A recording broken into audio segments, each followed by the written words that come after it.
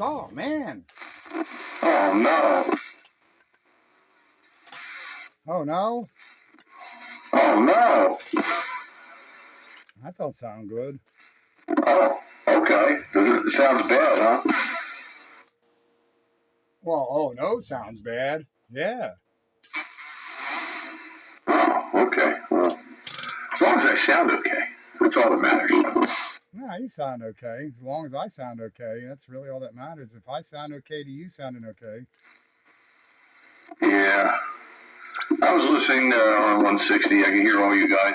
It's just weird.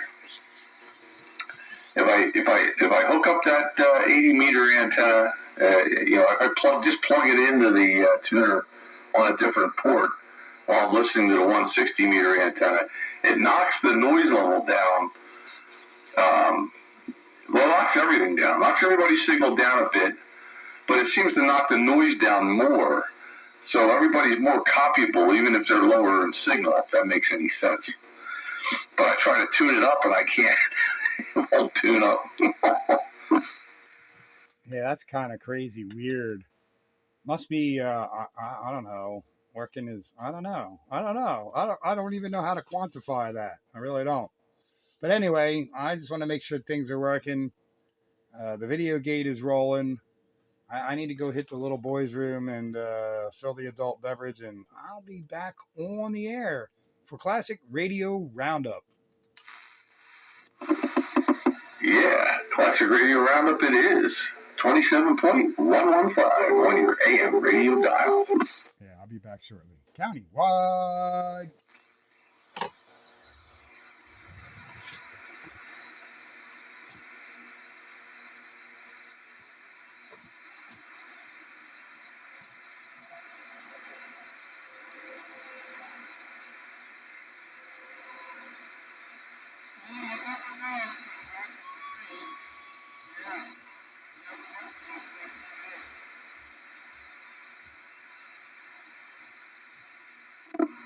Yeah, there you go.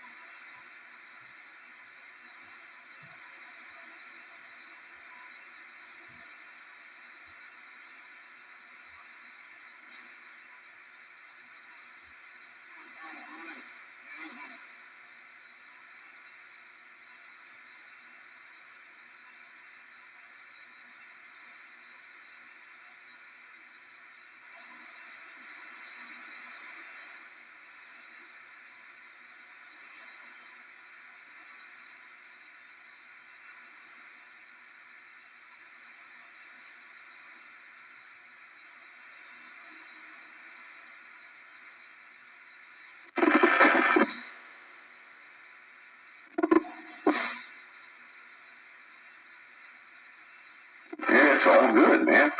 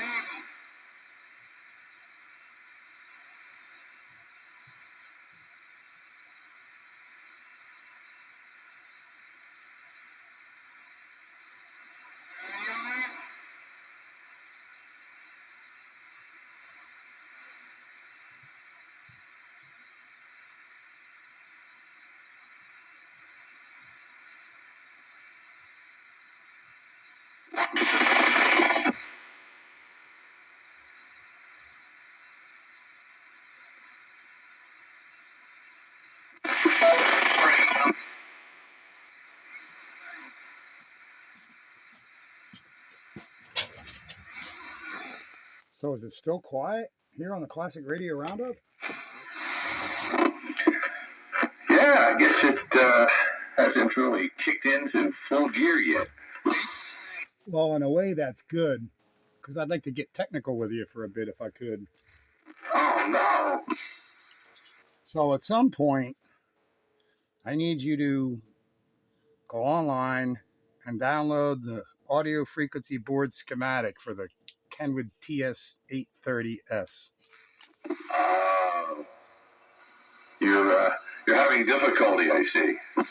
Well, it's probably one of the more complex schematics I've had to deal with. I mean, on the surface, I get it, individual components, but I'm having a real hard time understanding the flow. Yeah. HF rigs are very complicated. But yeah, you got to break it down into sections so you can really understand it. You don't need to worry. Well, actually, you probably do because it seems like receive's kind of weak too. But one thing at a time. The audio, yeah. We'll have to look at that.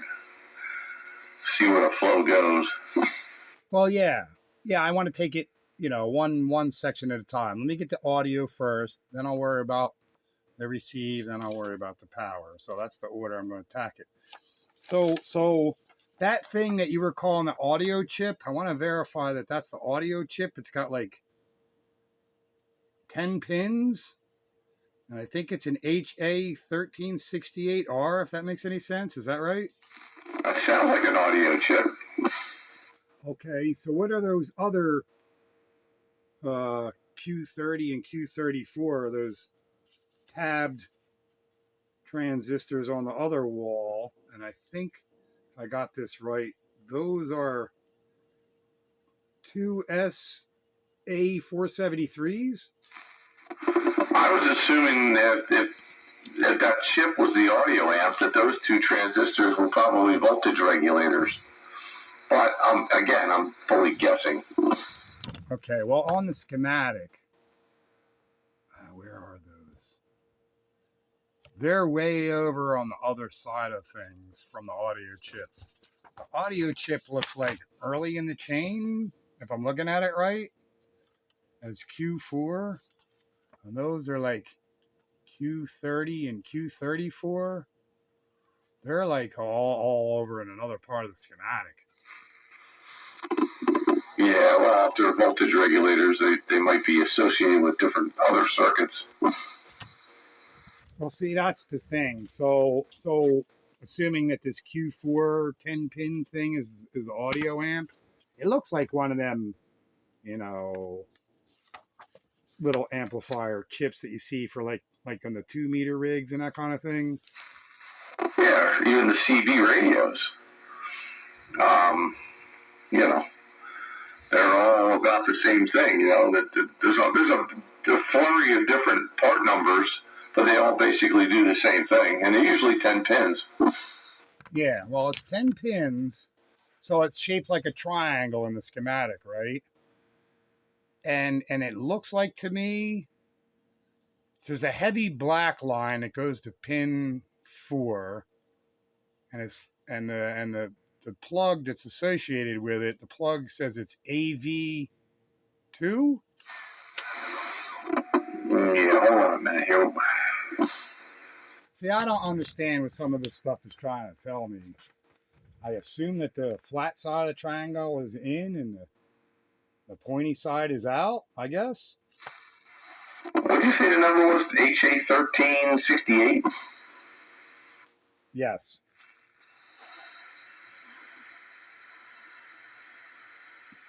Yeah, okay. It's an audio amp. I just looked the part up. All right. So I was sticking my oscilloscope probe around in here, and I don't know. Everything looked the same. Everything looked the same. It's a 5.3 watt audio amp. I'm trying to get the pin out here. So I guess I want to know, is the input pins 4, maybe 5, and the output is, I got to get my magnifier. Hang on. Normally with these chips, usually the input's like 4, 3 or 4, something like that, and the output's either 9 or 10. Normally, from what I've seen.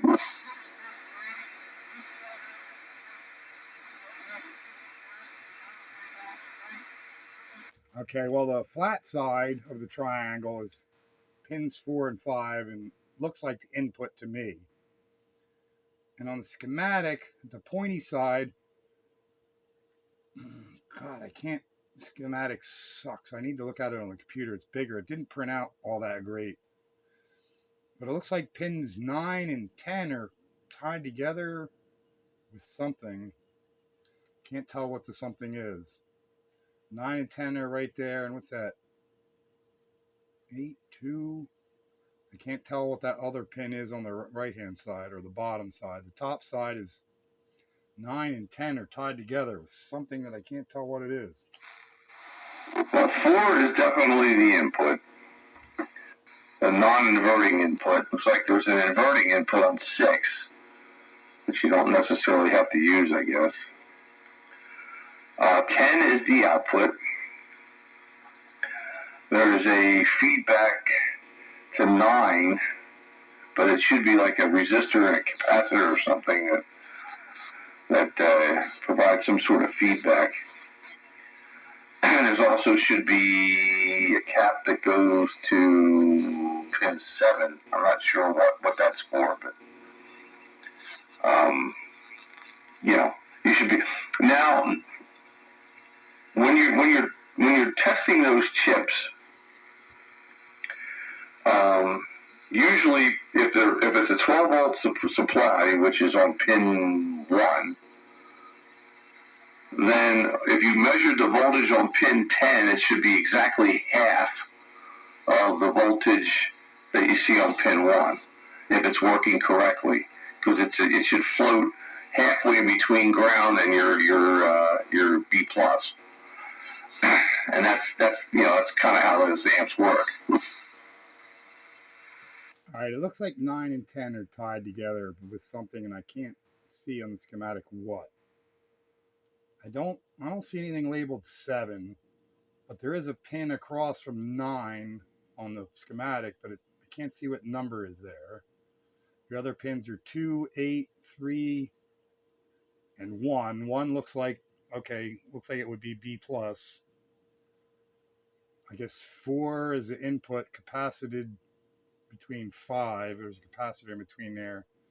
So the line coming in, is a solid line going to pin 4 straight, and then there's a line that comes off from a resistor. The capacitor's in between and parallel to pin 5. But you want me to measure the voltage on pin 1 and the voltage on pin 10, and the 10 should be half of the 1? Correct. All right, what else would I be looking for there? Well, I mean, that's just your basic test, voltage test. Really what you should be looking for is a sine wave audio signal on pin 4. That's your input. And that same sine wave should be coming out pin 10 a lot bigger. All right. Well, that gives me a good place to start. See, I wasn't quite sure what the heck I was doing. And I wasn't, I was trying to make sense of what's what. But all right, that already makes things clearer. So that's a good place to start. Breaker. Hey, we got a breaker. Yeah. One more thing, and I'll let you go there, Breaker. So off of the output through a resistor, a pin 10, it goes through, it looks like a choke maybe, to the speaker output, or at least the plug that's labeled ground and SP. So I assume that's speaker. So That out would that be a good enough output test place compared to for sine wave versus pin 4? Yeah, but there should be a capacitor between the speaker and pin 10. There's got to be a capacitor there because you can't be running 6 volts into a speaker. No, there is. There's a capacitor and a resistor, and I. Oh no, there's another capacitor. Okay, that's C34. So there's a couple of capacitors and a resistor, but then there's this. I think it's 3.3 microhenry choke, maybe. It certainly looks like a choke. I'll let the breaker go. Yeah, go ahead, Breaker. Breaker, it's your turn on Classic Radio Roundup. Classic troubleshooting roundup. Dead break. It's all yours. You broke it. You gotta fix it. Well, I guess patience wasn't his virtue. Yeah, couldn't wait for me to finish up my question.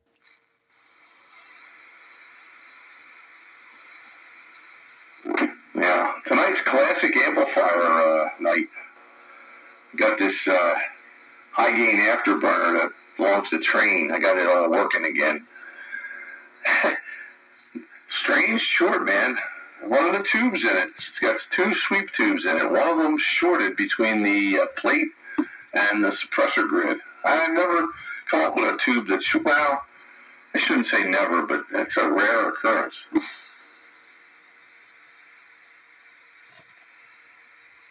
Yeah.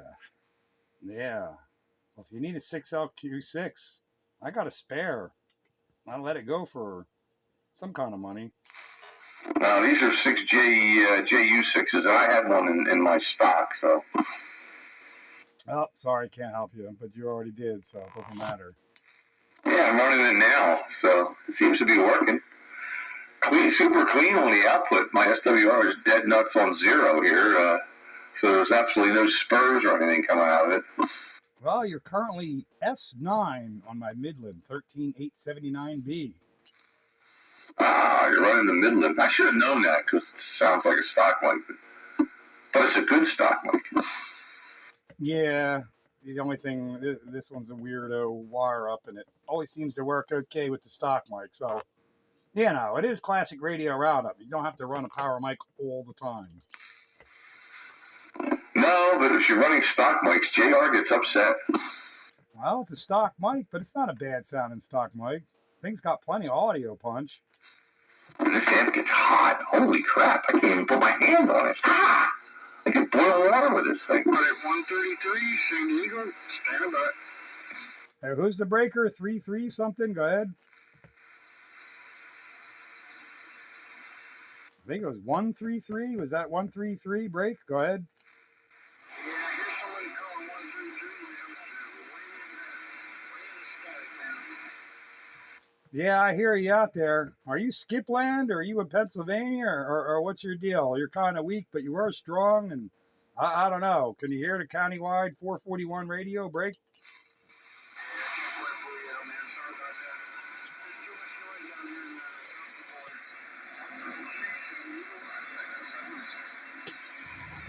Well, let me give you a little bit more. You pump up the baby driver. And what's your location? Breger? I'm down here by the Tijuana border, man, here in San Diego, right 4 miles from the border. Oh, 10-4 in San Diego, near the border of Tijuana. Well, you're reaching Pennsylvania, southeastern Pennsylvania, about 35 miles northwest of Philadelphia. Over.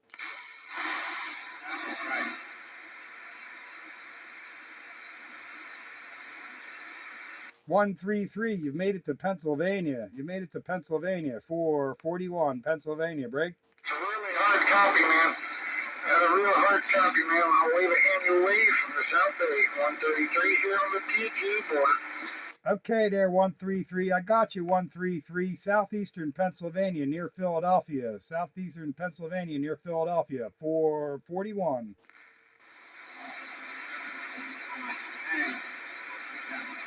Didn't know there was any skip running. I'm not hearing any. Your beam's the wrong way. Well, that's true, too.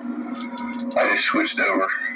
This end gets very hot, and I don't have an extra power supply lead to run the fan, so I just went back to my usual. And it's let me calibrate my calibrations here because everything's off now. Oh, and I'm going to feedback through something. Yeah, this one's got a little bit more dirt in it than the tube amp. I need to get that PDL2 up so I can run my circular polarization and my dual polarization feed. Just for those San Diego type contacts that pop in here from the occasion. That was all right. That was okay. Yeah, I was tempted for a second there when you said San Diego. I was going to throw the beam around. I'm thinking, yeah, by the time I get it around, it'll be gone. Just the way his signal was, I kind of figured he was Skip. And he confirmed it by saying, I'm near Tijuana. Huh. Oh, okay. Wish I was in Tijuana, smoking Mexican iguana. Yeah, there we go. That's more better. Yeah, I'm on a Mexican radio. Let me back my carrier back down. I only hit the afterburner there when things are required to get all I can get. Yeah, getting all you can get. Here we go. Yeah, I like it when I shoot Skip, but I'm not trying. Did my signal change any since you said it was S9 before? Yeah, you're about 10 over. Yeah, probably about maybe 5 dB more signal, maybe. Yeah. Yeah, it's if I'm splitting hairs, I might call it an 8 over. Yeah, because that thing's the afterburner's got two JU6s in it. They're basically good for about 125 watts peak. So to run it nice, you got to run it at like 3 watts, you know. So that's all that thing was good for. Well, I'm running my 2-pill baby driver into my 8-pill, and I'm a little more than fire chicken power, about 150 carrier, and I cranked that up to 300 for San Diego. Yeah, I'm sure that all helps. I'm waiting for Mr. Train to show up. She said he was going to be here, but he was going to get dinner at 8:30. He's probably headed to dinner now or shortly. Well, you said you were copying the mail on medium wave because he was there. Yeah, I know. That's how I know he was going to dinner. 27115. Hello, Doug. Hello, Pete. What's up, Doug? Oh, man, I'll tell you what. I got a little gift in the mail today from DX Engineering, so I'm going to, over this week, I'm going to start putting together that 160 antenna. Well, that's good news. Yeah, you can join us all on medium wave. I got a PDL2 just about completely assembled, and I'm going to need some help putting that thing up where I want it. Well, I'd like to help, Pete, but I went to the doctor today, and he cut down my restriction on driving. So rather than 6 weeks from surgery, he told me if I wait another 2 weeks, he'll release me. And I still can only lift 15 pounds. Well, I don't need nothing more than somebody to guide while I drive home, kind of thing. But that's all right. Just plenty of able bodies. I'll find somebody. I'd like to do this next weekend. Roger that. Yeah, but he put a minimum of a 90 to 120 days restriction on my motorcycle though. So I told him, I said, all right, no problem. I'll work on it. I'll work on it this summer and get it ready for next summer. Yeah, I'd go wink, wink, nod, wink, wink, nod. Yep, I got you, Doc. Yeah, that's not happening. I'm still waiting for that collector to come down and pick up Christine, and I'll be happy. I'll have a little more room in my garage to move around.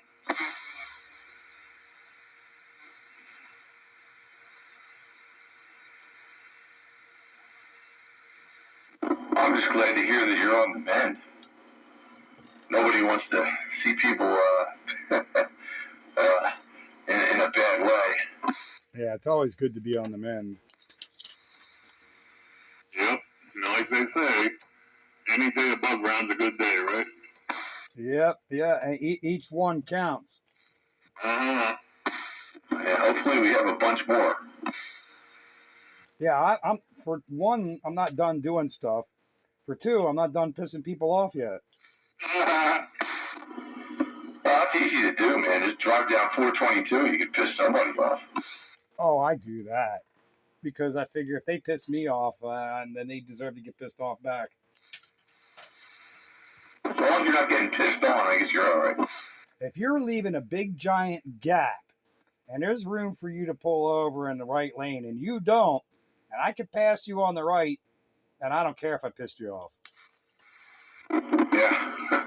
On the back of the wife's car, there's a sticker on the back window, and it says, "If I just passed you in the right lane, you're an idiot." Yeah, I need that because that's what I want to say all the time. If I passed you, and I'm the third car that passed you on the right, you really are I can't beep. Evening. Hello, Bite Buster. So what I do is I just wear a baseball cap from the Canadian team, and you gotta piss off everybody in this area. By wearing a Canadian baseball team ball cap, that pisses people off. Oh hell yeah! Oh hell yeah! They'll be like, "Whoa, what are you wearing that for?" Well, you could do that and pass me, but that wouldn't piss me off. It'd take more than a Canadian baseball team ball cap. Oh, you're not a crazy Philadelphia Phillies fan. That's that 98% of the people are. Well, Philadelphia sports fans in general. Pick any sport. They're all like that. Here we go.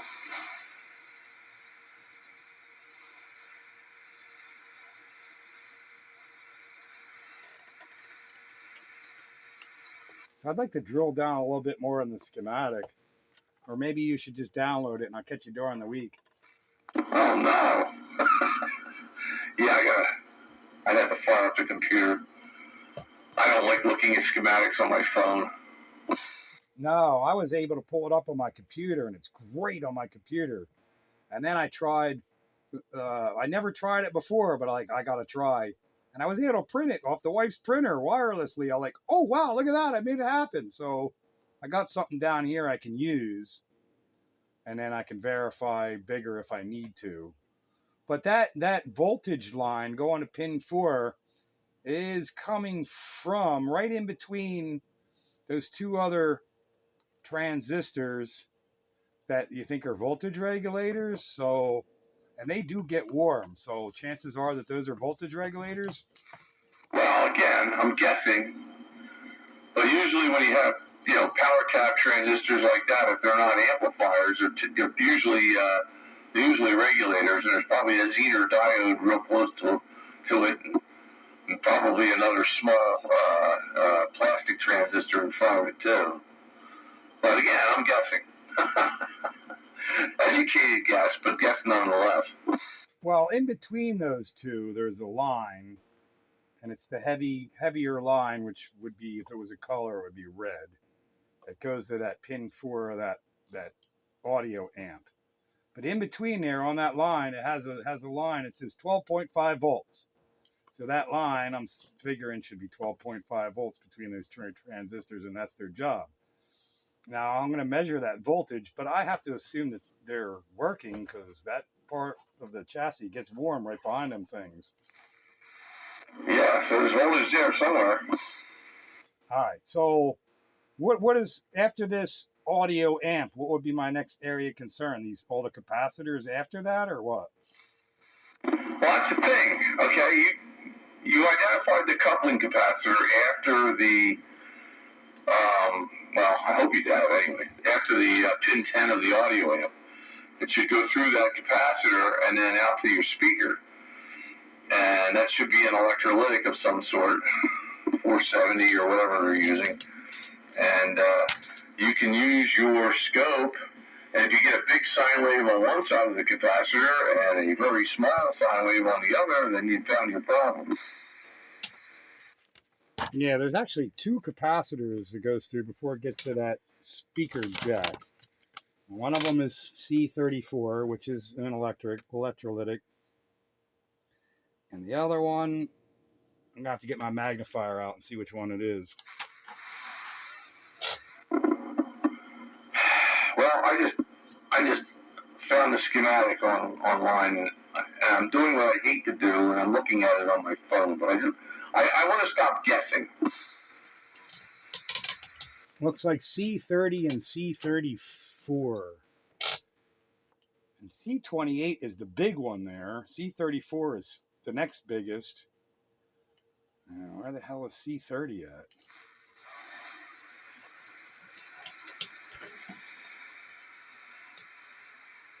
Hey guys, I'm gonna go check on the better half. Look back in the view. Alrighty. Oh, C30 is a 12 picofarad, so that's probably not one to worry about.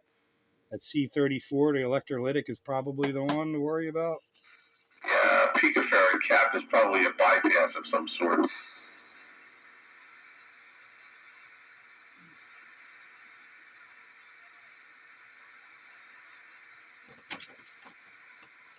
Here we go. So you see where, look at that Q4. That's the area of interest here. Well, my interest is Q4. That's the audio amp, and the big heavy duty black line is your signal path. So you can see it's a heavy black line going into pin 4, and it's a heavy line coming out of pin 10. It goes through C34. It's a 220 microfarad 16 volt cap. Then it goes through a 3.3 microhenry choke, and then it takes the big fat path down to a little, a connector on the board it's labeled SP. It's pin 6, and that's your speaker path. Pin 6, it says pin 1 on the speaker jack.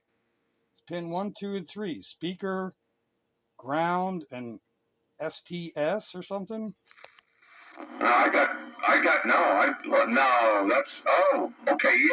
There's a pin 1, there's a 3 pin. I don't know what that is. But I'm looking at the fat line. It goes over to a six pin terminal block, and it says SP on it, and it's pin 6. And then if you follow it there, it goes to the headphone jack and then to the speaker. Oh, I see that now. That's the fat. If you keep following the fat line, it goes to the 6-pin plug. Okay. All right, so that's the output line. And yeah, that is a choke then. That's what I thought that was. An inductor, chokes, whatever. But yeah. So, all right, so it comes out of pin 10. Goes, I see the C34, 220 microfarad, 16 volt. The choke, and then to the jack. So that's my area of interest right there for signal level. That's right. All right. What about all the rest of this junk? Is this all like other audio? I see Vox and all kinds of weird stuff. I'm just looking at stuff here. But that's the audio path right there, though. The heavy black line coming in from AV2 to pin 4 and out pin 10 through what we just discussed, the heavy line to pin 6 of the jack. Yeah. Oh, okay. The other little SP that comes off that other 3 pin, that goes to your remote. There's a remote jack on the back. And that's I guess an external speaker connection. That's what that is. Okay, so the output at pin 10 though, that's what I need to compare to the input of pin 4. See if 10 is a higher level than 4. Right. Check 4, then check 10, then check the other side of that capacitor, C34, and make sure that the sine wave is the same on both sides of that capacitor. If it drops considerably on the negative side of that capacitor, it means the capacitor is bad. Okay. Yep. All right. I got that. Don't that's good enough for now. That gives me somewhere to go. I appreciate it. Yeah, no pain, no strain. Classic radio roundup. Troubleshooting section. So, like if you look at this whole schematic, it's like, all right, I recognize individual components, but like I don't know what the hell's going on here, but that makes sense. I just, the area of interest is the audio amplification, and that's what I need to worry about. And now that we've discussed it, I see it, I can follow it, it makes sense, and I've achieved this evening's goal on Classic Radio Roundup. Woohoo!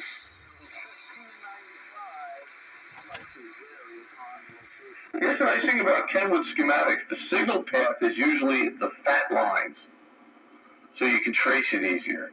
You'll notice there's lines that are, just regular lines, but then it's like double fat black. That's the signal path. Yeah, well, on my computer, the power lines are red, the signal lines are fat and black. Yeah, right. And yeah, power lines are red. I'm seeing that too, yeah. So that's a good thing. And what am I seeing here? I'm looking at,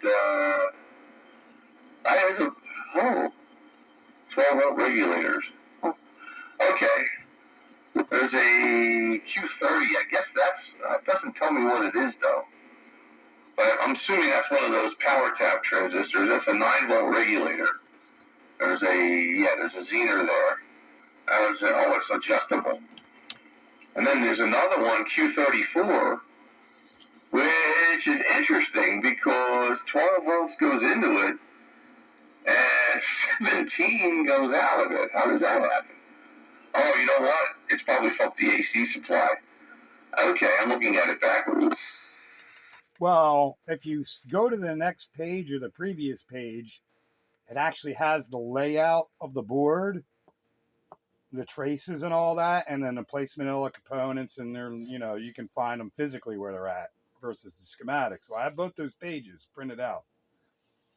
And Q30, Q34 are those, other transistors. They are 2SA473s. Yeah, so Q34 is your initial 12-volt regulator. It takes the unregulated power supply voltage. It looks like it's a 17 volts or something, and regulates it down to 12.5. And then you have a tap off there for 12 volts. And then it continues into the next transistor, Q30, and then drops it down further to 9 volts. So one's a 12-volt regulator, the other one's a 9-volt regulator. That gives you a 9-volt supply and a 12-volt supply. So there you go. So my guesses were correct. They are voltage regulators.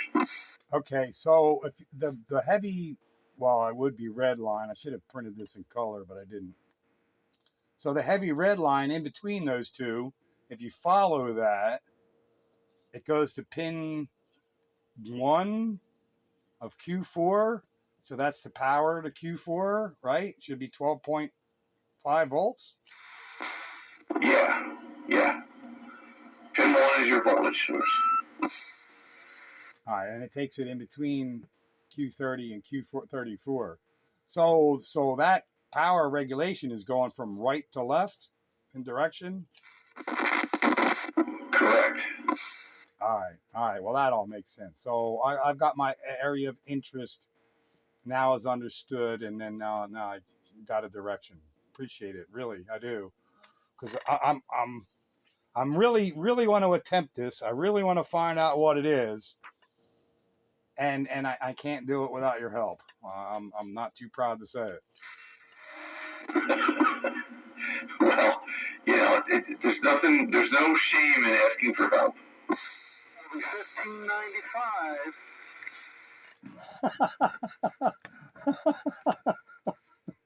Bite Busters making it a money making adventure. Yeah, right. Dial 1-900. But anyway, no, I appreciate that because now I understand what's going on here better. I just needed it explained to me, what was going on, and what's doing what. I could guess, but I need to know, because there's no way I can troubleshoot this by just stabbing at it. This is not going to work that way. This is way too complicated of a radio to be doing that. And that is a truism. But I'll really feel good if I make some progress. Now, I mean, it's also possible that your input signal is going to be weak, and and the audio amp's working perfectly fine, but it's just low going into it. So, if you find that your scope, you can't see a sine wave on pin 4 at all, or very weak, and not to be confused with 507, very weak. But if it's very weak, then you may have problems further back.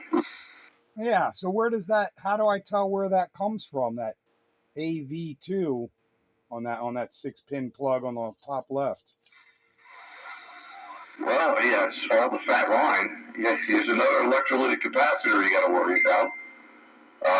C240, yeah, C24. It's a 115. Oh, it's a 150 volts. Okay, that's another electrolytic. No, I know. All right, I'm following that backwards. I see. Is that C24 150 volts, or is that C241 at 50 volts? I think that's 24 at 150 volts. I think, because I don't think I've seen a 241 capacitors. Anyway, if you go further, it goes to a plug where it's on pin 1, AVT. So how do I know where that comes from?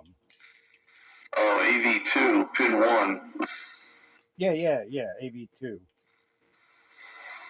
That comes directly from the wiper of your volume control. So, all right, I need to print out more schematics. Well, I'm not that far yet. But all right, I could check things on either side of that C24, either side of Q4. All right, I got a direction. Now, let me take this in small bites. Once I get past that, I'll let you know the results, and then we can go from there. Sounds like a plan.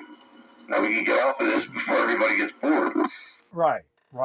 But just full disclosure, that's the foundation of Classic Radio Roundup, was for this kind of thing. So if anyone else run into the same sort of kind of issues and need help understanding their schematics, speak up. That's what Classic Radio Roundup was initially founded for. Countywide.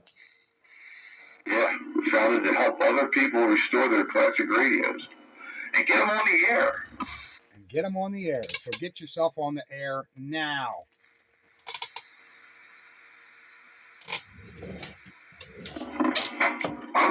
I'm going to attempt a funky experiment here. I got this bad 6JU6 tube with the short in it. I'm going to hook a power supply to the grid and the plate and see if I can blow the short out of it. Oh, man. That'll be fun. Well, either it'll work or it won't. Easy. But yeah, that's that's what Classic Radio Roundup was founded for. Help you repair your radios, understand your schematics, how to make it work, how to fix it, how to understand what you broke, and how not to do that again. Yeah, see, I like when the tubes sit horizontally. Why am I getting a motorboating sound? Oh, it's my phone. Yeah. When you lay tubes horizontally and they get hot, sometimes the grids will sag and then short out. That's probably what happened here. Because these tubes are horizontal. So it's much better to mount them vertically.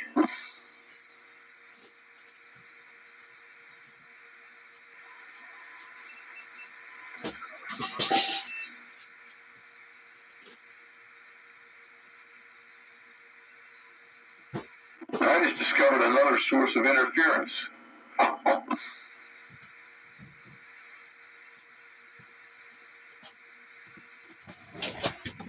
Oh no! You know what I need to do? Is find that high gain cophaser.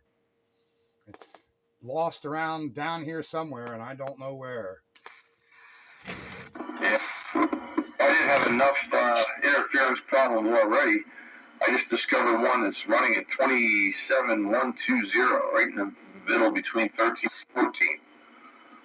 And it's coming from the north, yes, I think the northwest direction. So I point the beam up towards Bite Buster, and so I can hear him better, and the noise comes up too. So it's like, it's not helping. It's kind of bad.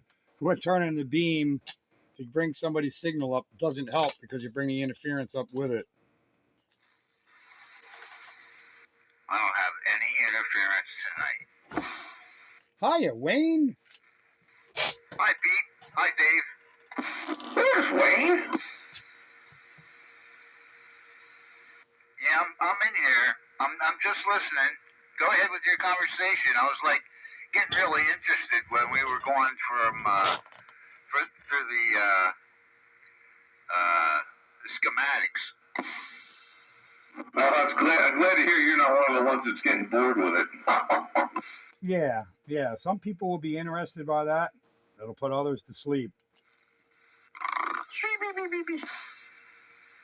Yeah, that won't put me to sleep, but I like that kind of stuff. Oh yeah. Well, like we were having fun on Medium Wave tonight, discussing the pros and cons of the PDL2, and I was tweaking 507. I was like, if you broke that thing down electrically, it's 2 half-wave end-fed antennas fed in phase.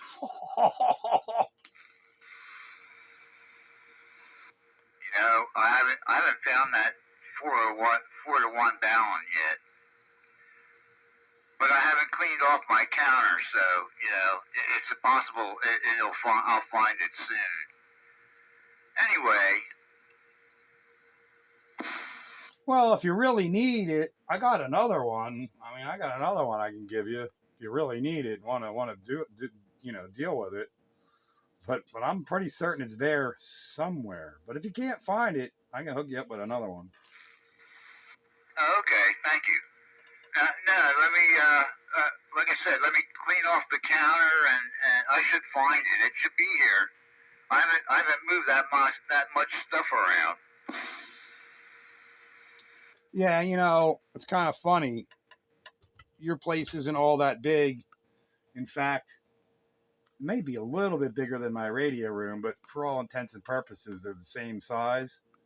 So I understand how you can lose things in there, even though it's not that big. Because I lose things here in the radio room. They don't leave. It's not that big, but yet things get lost in here. Well, I gotta admit to being guilty of not even really looking for that much. Very good. I moved a few things around here, but I didn't find it. And you said you just put it on the counter there.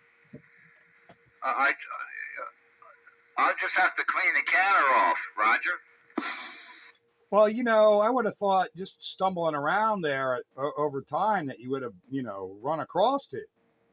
But even so, it never left arm's length of your counter. It's within arm's length of your counter there somewhere, because I certainly didn't take it out with me. And it can't be more than arm's length in any direction from your counter. Yeah, okay. Like I said, I got to clean the counter off and really look. I moved a few things and looked around here and there, and I haven't seen it yet. But that's not to say it's not there. And if you did take it, it's yours. You know what I mean?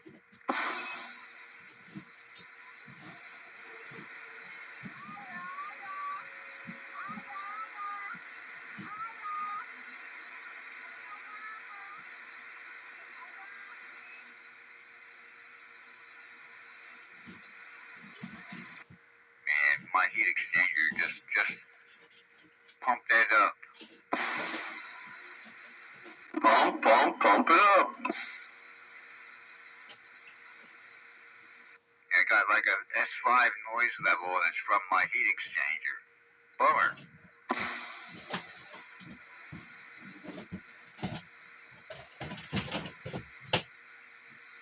Yeah, it sure isn't like it used to be in the old days. You know, I can remember many nights when weren't a lot of people on, and it would get really quiet. You could hear for miles and miles and miles. And you didn't have all these digital widgets and switching power supplies and other nonsense that just creates.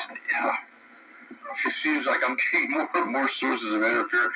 It's going to get to the point where I'm going to have an S9 noise level everywhere. I'm not going to hear nothing, and that's going to suck. Well, my noise level just dropped down to a 2, so my heat exchanger is working, just not furiously. Well, it shouldn't. I mean, it's not that cold tonight. No. Yes, I agree.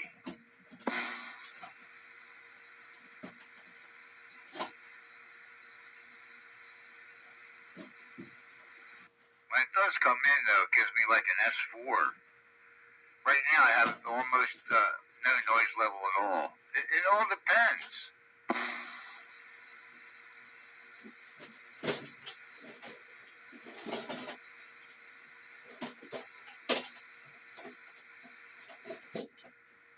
I gotta make my antenna. I got 20 feet of Roan tower out here. If I put that up and then put the antenna on top of that, I should be able to hear everybody I'm not hearing now. That's right. Yeah, as long as you can get it up above the noise level, you know, you should be able to hear people better. And they'll hear you better. Yeah, I only have 20 feet of mast underneath the antenna, so yeah, it's not radiating properly for a Mako 5/8 wave antenna, Roger. Yeah. For optimal conditions, you should be a full wavelength off the ground, 36 feet. So once you get to that level, you should be doing what you should be doing. That's what I'm thinking too. If I figure out a way to put this Roan tower up, and it would be an easy project to get a couple guys together here and put the 20 feet of mast in the top of it, and that would put me at like almost 40 feet. That would solve my problem significantly. Yeah, you just got to make sure you secure it well enough that the wind isn't going to blow it over. Well, yeah. Well, if I have to guy wire it, so be it. That's a part of the solution. No problem. Yeah, you probably should guy it, because that's your peace of mind right there.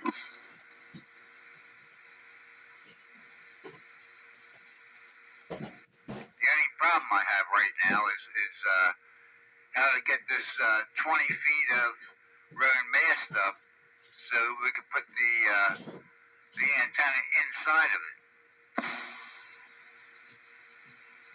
Yeah.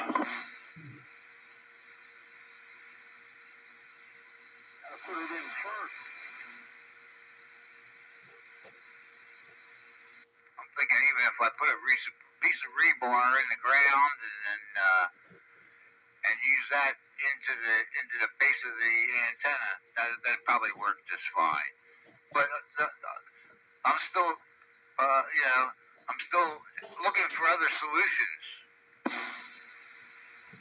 Are you going to use rebar as your base?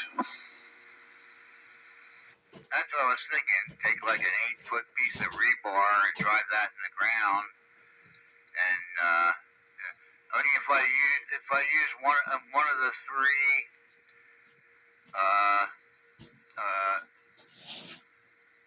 antenna or the not the antenna. Oh man.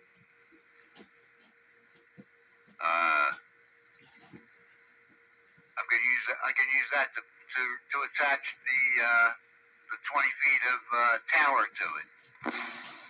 Yeah, I mean, if you're really careful and measure it right, you can drive 3 pieces of rebar, 8 or 9 feet into the ground and put the tower legs right over top of them. Well, that's also one of my possibilities. But even if I did it with one piece, it would work just fine. Yeah, but 3 would be nice. That would be even support on each. You got 3 legs on the tower.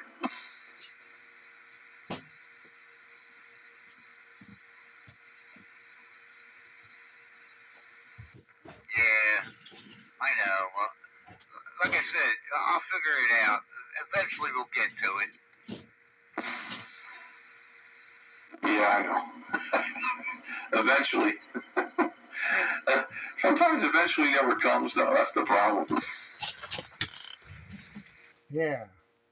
Yeah, like eventually I'll find this high gain co-phaser switch that why it would disappear from down here is beyond me, but I can't find it. Maybe it's hiding behind your CBS roll that's in the shed. No, I found that. I know where it is. Like that high gain co-phaser switch was really important, and I knew that wasn't going to go anywhere. But yet, now that I'm looking for it, I can't find it.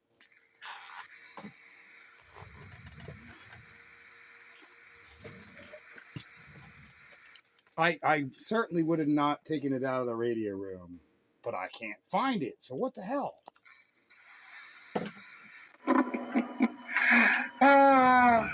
It's probably in the least expected place you ever think to look for it.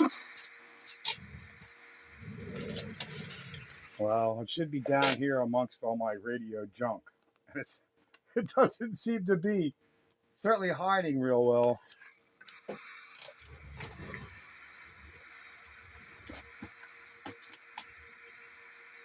Sometimes a flashlight helps.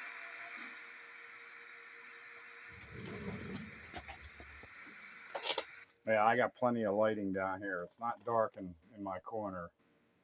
So a flashlight's not really going to help. It's not like it's something that's that small. I mean, it's not big, but it's not small either. Not like that paperwork I was trying to find that I did find last Wednesday. Perseverance paid off. You did find it. Yeah, now I can finally put that coal phaser switch to use again. And like part of the reason I got the PDL2, and it would really stink if I couldn't find a thing. Yeah, you didn't sell it to anybody. You didn't. Because you haven't really used it since we had all the problems back in the 21 days. I gotta remember not to put my phone next to the microphone. God, bad things happen. Well, ever since I got rid of the PDL2, no, I got rid of the PDL2 and then I had those coal phased antennas, or was that vice versa? Heck, I don't remember. I had the coal phased antennas and then the PDL, or the PDL and the coal phased. I don't remember the order of that now. Holy crap! But either way, that's not something I would have given away, sold, or thrown out. And I cannot think of any conceivable reason that switch would have left the radio room. Yeah, you had the PDL first. Then you put the 2 IMAXs on the house, and you co-phased them to null out Cousin Brucey. And that was later. Yeah, so and in any case, there's no conceivable reason that thing would have left the radio room.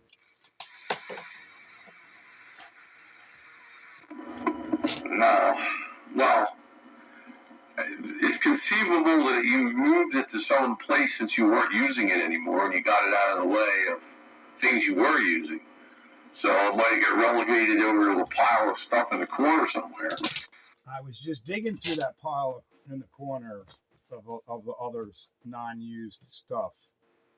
And that's where I thought it was. Like where you found that low band VHF receiver, that thing, that Lafayette thing or whatever, Regents, whatever it is, over there in those boxes. And I just went through all those boxes, and that's where I thought it was. And it's not. It's not anywhere immediately over here. There's nowhere left. Well,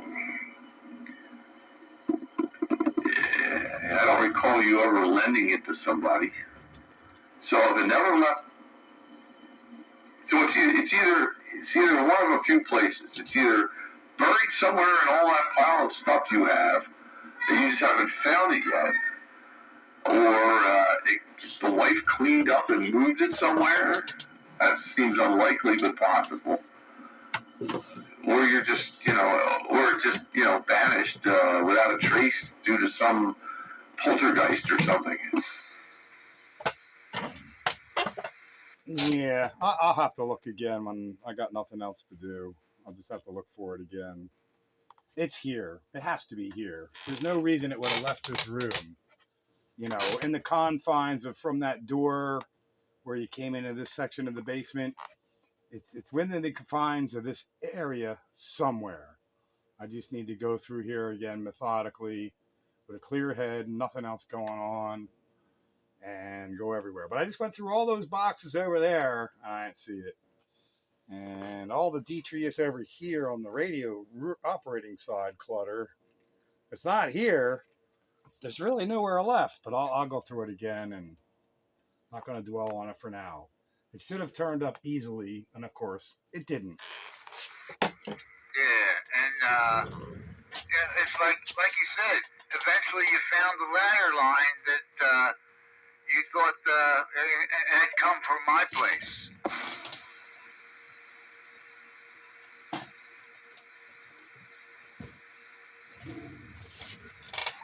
Yeah, that whole ladder line on the real thing turned out to be really silly. And I have what's even funnier about all that, I went crazy looking for it. I finally found it, and I still haven't done anything with it.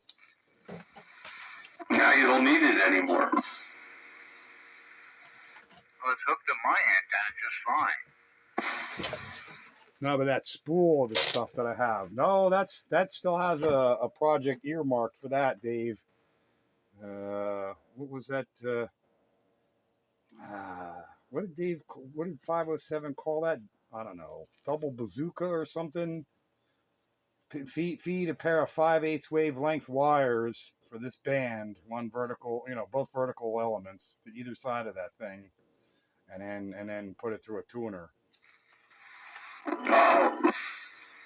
He swears that'll be the best omnidirectional vertical antenna for this band that you could ever come up with. That's what he says. So I need to try and prove or disprove his statement. So, all right, for this band here? For this band here.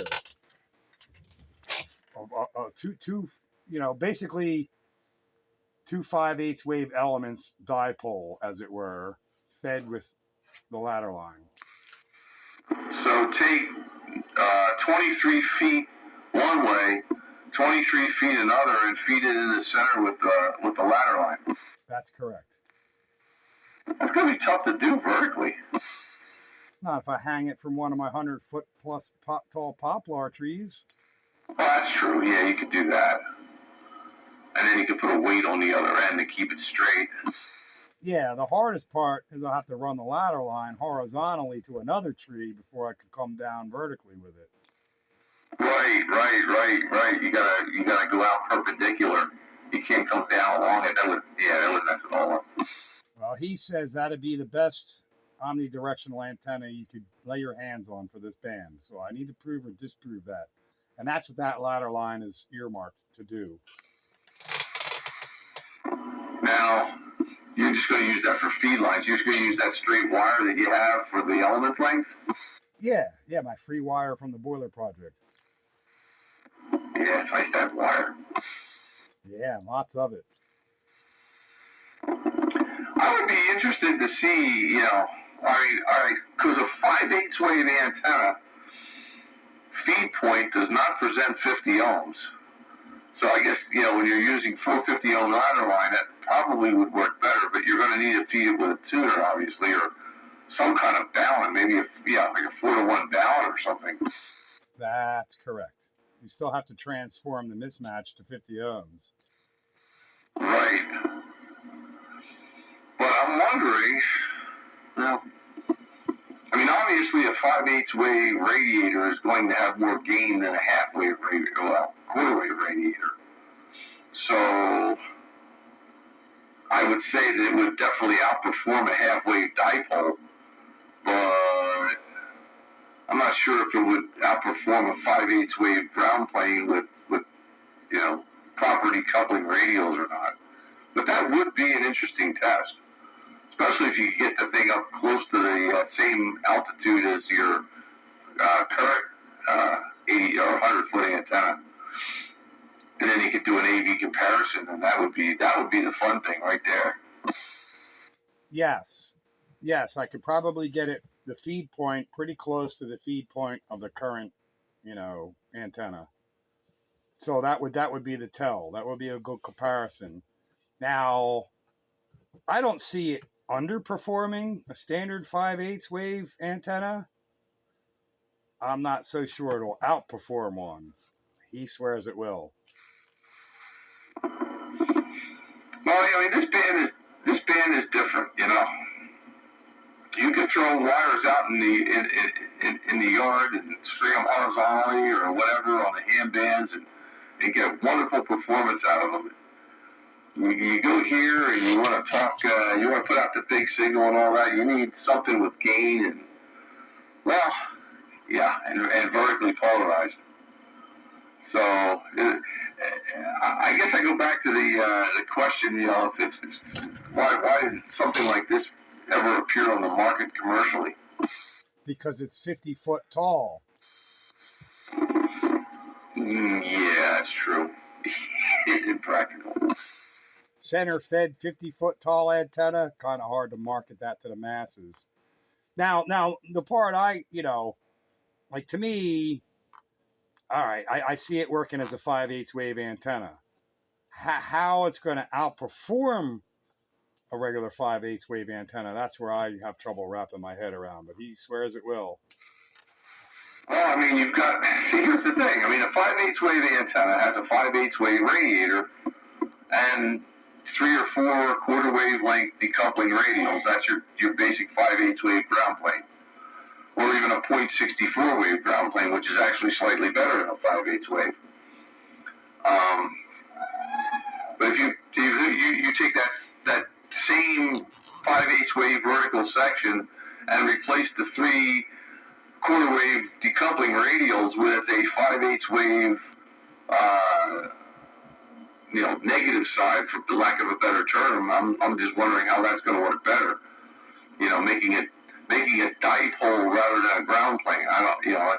The radiation angle is going to be important too. That's the thing. That's the thing to do. I wish the hell I was better at it. You take something like that in the Easy Neck or something and model it and see what the radiation pattern is going to look like. If I remember right, he said it lowers the radiation angle over a standard 5/8 wave. It will lower your radiation angle. And part of that,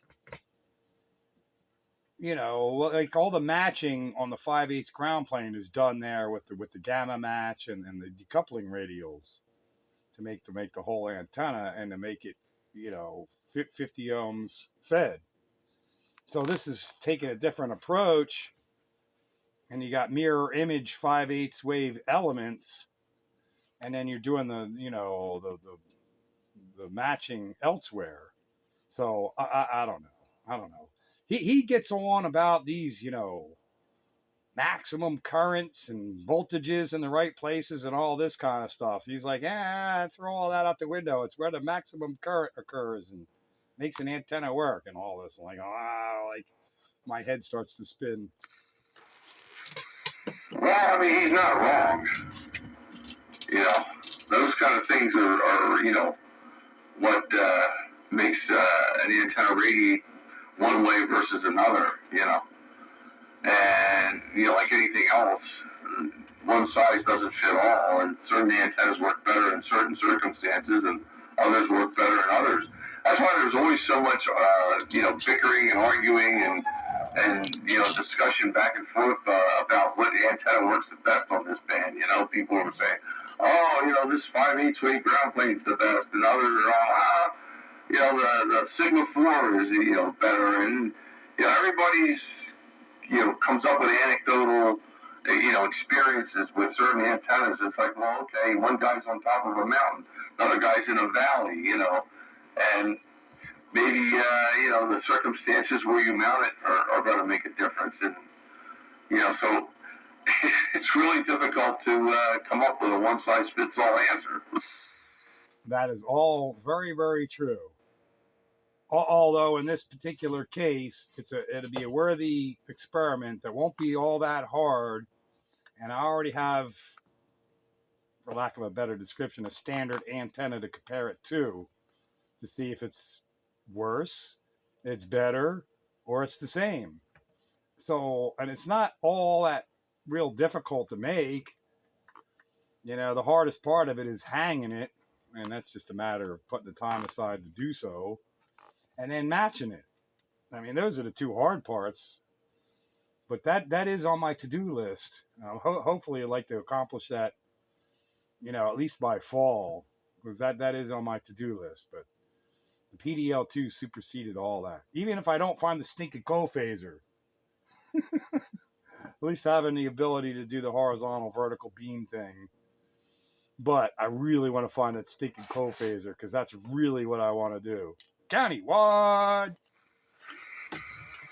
Yeah, I'm really interested in this 5/8 wave dipole project. I'm really dead curious to see if it does work better. I'm really curious. Yeah, I am too, and I have the ability to to hang it at near the same height, if not the same height as the existing antenna, probably with less feed line. So you can take that into account, whatever that'd be, a dB or something maybe. But I can pull it off, and I'd really like to try it just to see. Yeah, absolutely, man. That's what it's all about, experimenting. Oh, I love to experiment. And antennas is one of those areas of experimentation that still lends itself to the shade tree mechanic. Yeah, where is everybody tonight? Where's Joker? Is he still on vacation? Well, Mike is still in here. Mike should speak up more since it's not so crowded. He can be heard more often. Where'd you go, Bite Buster? Put him to sleep. Can you believe it? Can you believe it? It's not that crowded. He has the opportunity to get in here more, and he's silent. Silent, I tell you. Yeah, I'm having a hard time hearing him tonight, though, because when I point the beam up towards him, my noise level goes up. Yeah, Night Train ought to be pulling into the station anytime soon, you would think. Old J.R.'s missing. But we did hear from Renegade Wayne, so that's something. I can hear Bike Buster on sideband, but I don't hear him on AM. Yeah, I hear him a heck of a lot better on sideband. I hear him AM or sideband, don't matter. But when you don't have a noise level and your antenna is 100 feet in a tree, well, you hear things. Yeah, people in this neighborhood just keep putting up more and more junk that radiates crap. So I'm going to start praying for power failures. Speaking of losing things, here's a stupid one. For the antenna use. Speaking of losing things, here's one you're going to laugh at. Okay, I could use a good laugh. So thinking that the 830 was going to work, I cleared out a whole place to put it. And of course, there was stuff that was piled up there that I use, and I cleared it out. And I put the 830 there. It turns out the 830 didn't work, so I did all that for nothing. So one of the things that was there was an SMA connector to SO239 adapter that I use on my VNA for when I have to go out and tune my medium wave tuner. But you know, when it's in here and I check the tuning on it, I use a SMA to BNC because that's the hookup. So when I have to run outside, though, I tune it locally. I take it with me and I hook it up out there. Well, that SMA to SO239 connector that was up there on top of the tuner for like forever, and it's lived there because it's convenient. I cleared all that out so I could put the 830 in there, which didn't wind up going there currently. Well, tonight I needed that adapter. I can't find it anywhere. Yeah, it's sitting on top of your co-phaser. That sounds like something that the night train would have to deal with. It's like you losing your screwdrivers, dude. Like, it shouldn't be anywhere further than arm's length of my radio operating chair. I can't find that adapter if my life depended on it. It's not here. I don't know where it went. Where did I put it? It's like, where would it go? That's like me in a 4-to-1 balance. Right? Things just have a habit of disappearing. It's like those socks in the dryer, you know.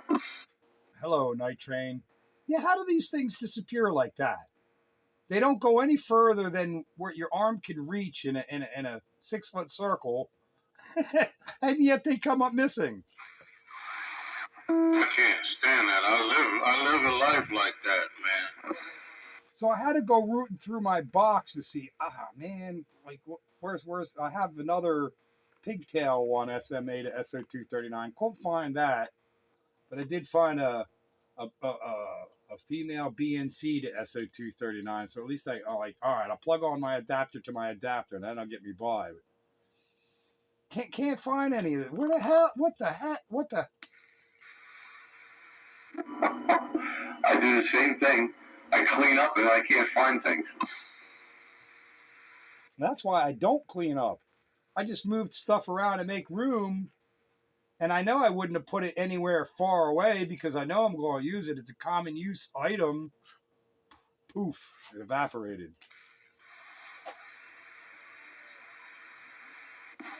So what's everybody running for Classic Radio Roundup? Well, I'm running a realistic TRC 451. I was using it to drive your afterburner, make sure that it was working. The only thing with that thing is it gets hot. Boy, does it get hot. And I didn't have an extra fan to stick on top of it. All right, my ICOM. Midland 13879B with a stock mic. Browning Mark 4A without a paint. Yeah, you would never know it's a Browning. The ping is the giveaway. Isn't that something? I wonder what this radio sounds like without a pig. Sounds like any other radio. It kind of does. I mean, it's good. It's it's a higher end radio. You could tell, but you'd never know it was a Browning without the ping. I think that's the reason why Glenn Browning decided to leave that ping in there. Well, yeah, it was a status thing. Captain Coleslaw, they should have paid him, man. He made that thing work for us, man. We were all impressed. He was like the man to look up to. Yeah, T-Ride's right on. He getting bigger. That's right. Good, great lady. Turn up this duck plugger. Let me spin the house around on you.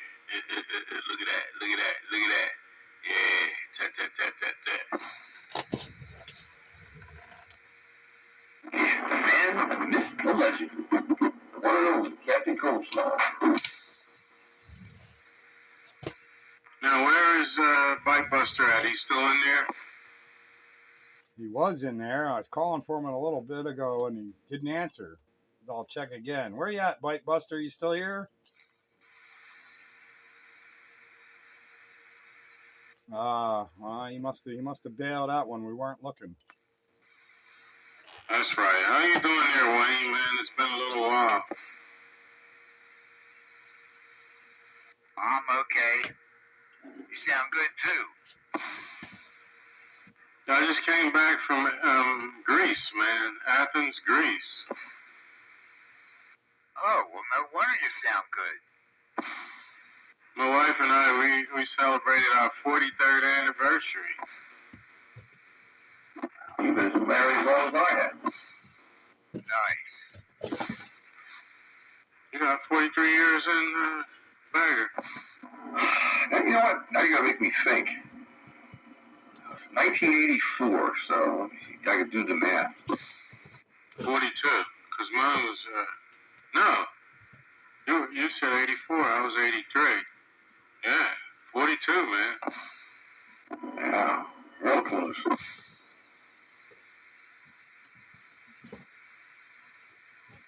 I would have had another radio hooked up, but I wasn't prepared. I was busy playing around with the ham radio.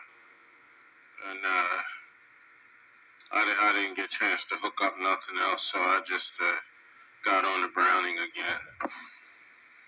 Okay. There's only a few radios in Studio B, really. I got the Tram, the D201 ham wire, and it don't want to give me back my receive right away when I unkey.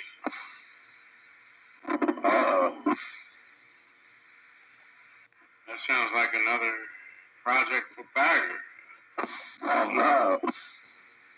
I thought you wanted work, man. Well, it's not screwy stuff. I think he's kind of loaded up currently.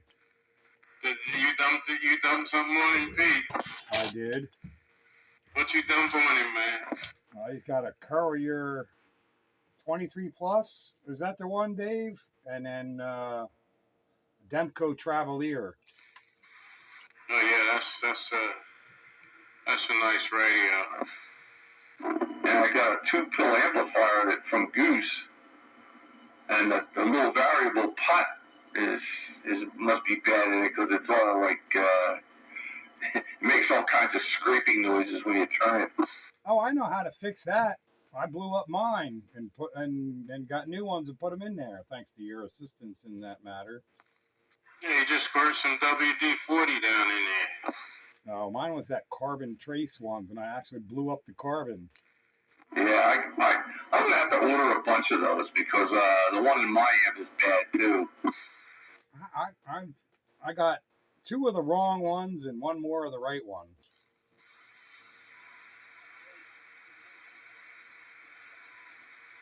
I forget what it was, 10K, 1K, or whatever. I got the wrong ones first, and then you turned me on to get the right one, whatever it was, 1K maybe.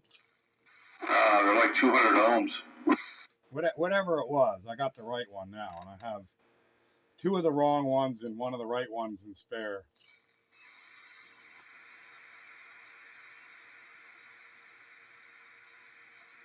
For my 2-pill Fat Boy 1446.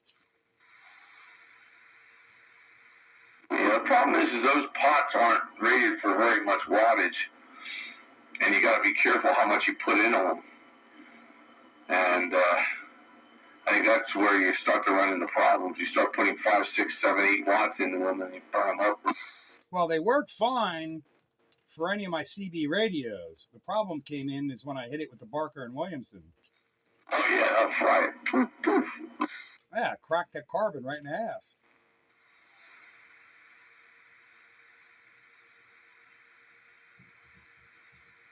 I knew as soon as I did it. Don't!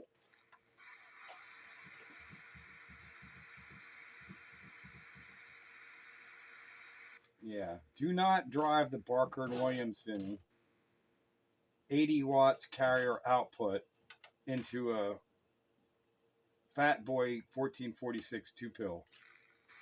No. Good idea. Doesn't work out well. You blow up the pot. That's too much, anyway. Well, it wasn't intentional. It's not like I said, hey, this is be a great idea. No, it wasn't like that. It was completely an accident.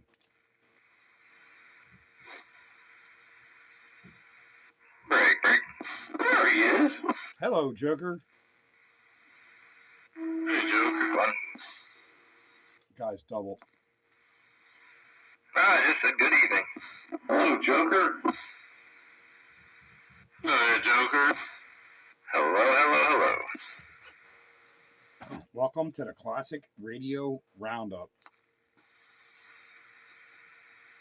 Yeah, I had a very busy week, so I forgot when I said I was going away that I was coming home. As soon as I got home, I had that band practice because I'm not going to be around tomorrow. I got a show Saturday night, so I was like, I'm busy. I feel you. No. Spring chores are in full bloom here. Oh, I got a mountain of firewood to cut, split, chop, and stack, and an antenna to get up in the air. I had to change the spark plugs in my boat engine. Believe me, it's not easy to reach. You got your phone nearby? Well, All right, I'm going to send you a picture. This is what I got looking forward to.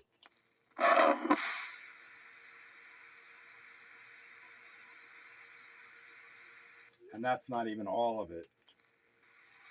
right. That's what I said to the wife the other day. You know, I'll just get done the spring chores, and it'll be time to start the fall ones. Now, when you look at these logs, they're 2.5 foot in diameter. How the hell are you going to split those? With my splitter, this shamrock splitter. Handle logs that big? Yeah, you got to get them up to it, and then you get to the wedge where it reaches, and then it'll split them. Yeah, it will, and you just got to keep breaking them down. But yep, they will. Those things are like trunks, man. Yeah. It's exactly what they are. Tree trunks. I mean, these are big ones. Holy moly. Yeah, they're all about 2.5 foot in diameter. Is that from the tree that came down and took your electric out the last time? That most of that one is. Some of that is dead ash tree that was down at the end of my driveway. I probably mentioned it a couple times before. I was hoping it would fall down so I don't have to deal with it. But we decided to take it down since they were out here. And it turns out it wasn't, like, it's only rotted on the outsides, but the whole innards is still good. I'm like, oh yeah, I want that for firewood then.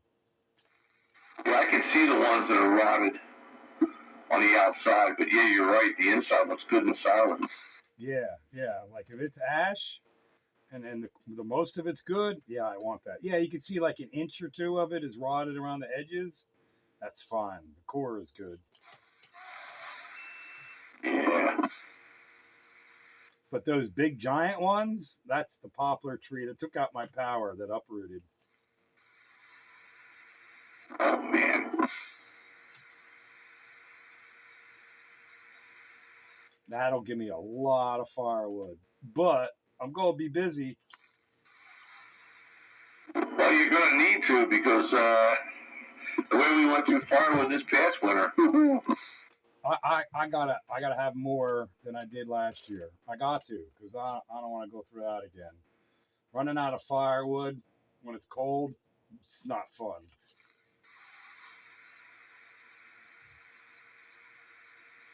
I already have just the top of that tree. The top of that tree I cut up and got up the top of the driveway myself. I've got all that cut and split. It's thrown in a pile. I bet it's probably close to 2 cords, probably around 2 cords, just from the top of that tree. And the rest of it's the trunk, but I did the top.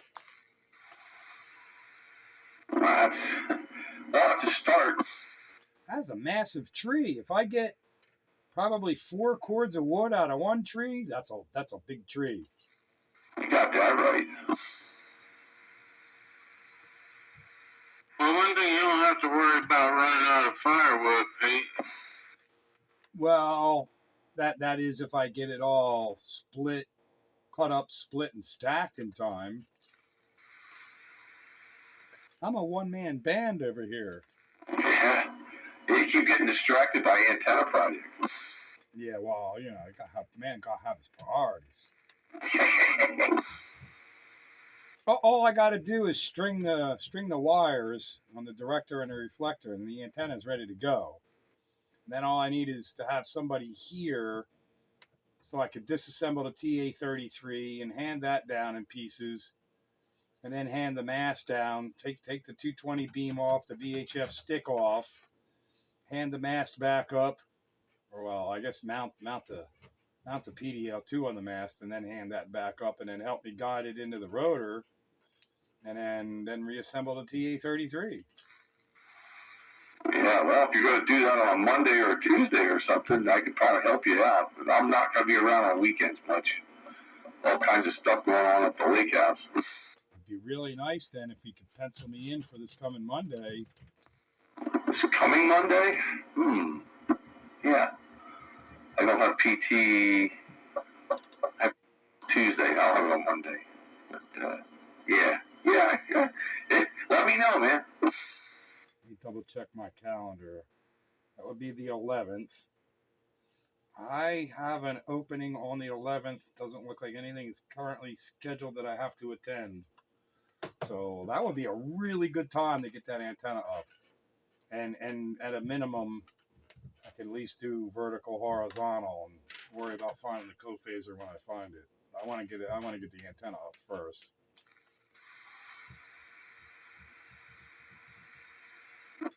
Fly in the ointment, though, is it says it's going to be rainy on Monday. Well, that's why I say pencil it in, and the weather can change between now and then. I really need to find that co-phaser then. I'll be bummed if I do all this and I can't find that stinking thing. There's all sorts of rain coming up. Ooh, Lord. Rain here, rain there. Good Lord. Look at all that rain. Well, if Pete wasn't trying to put an antenna up, it might be dry and sunny. Yeah, look at that. Monday, 80% chance of rain, a high of 58 degrees. Are you kidding me? Yeah, exactly. Temperatures should be going up this time of year, not down. Well, they're doing both. It's like a roller coaster. Well, we'll have to wait and see if that changes, because if it's going to be 58 degrees for a high and rain, yeah, that's out. I was just down the shore, and it was cold and windy all week.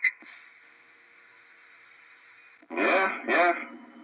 Well, they do say that. They say we got this scoopy trough pattern in place that's going to make things below normal temperature-wise and probably a lot more rain. And Tuesday they got partly sunny and 61. At least that's tolerable for antenna work. And you throw rain in there, though. I mean, even 58 degrees and sun would be all right. Yeah, I mean, we could do Tuesday, I guess. I'll just what's that doing after physical therapy? Well, are you going to be on sideband Sunday or no? I should be, yeah. All right, well, we'll figure it out then if we'll make that happen or not, on which day.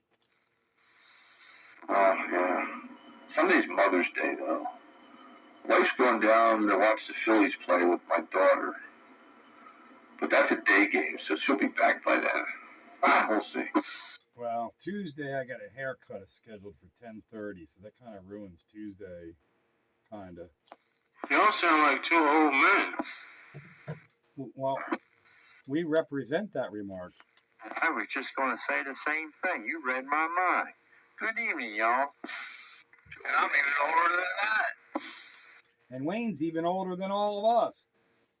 Good evening, old Jar. Yeah, boy, we need the rain, though, Dave. Regardless, we need that rain. Got to get it while we can get it. We didn't get much out of this batch. I need my antenna up more than we need rain. Yeah, screw that. I want sunshine. Yeah, after all that snow we had this winter, and they're talking like we ain't got enough rain. Shut up.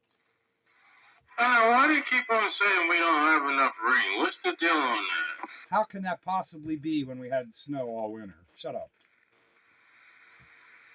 Yeah, they say the drought is not as bad as it was. We did recover quite a bit. I can't understand how we were in a drought.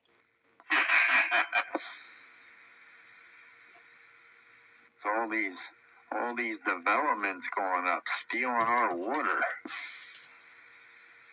Oh, now the new boogeyman is data centers. Yeah, boy. The problem with all the new developments, not stealing the water. The water's got no place to actually naturally saturate, so that's where you get the flooding everywhere, and it just goes away.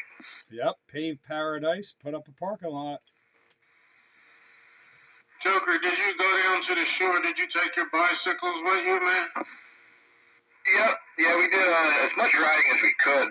40 mile an hour wind gust was pretty brutal to ride in.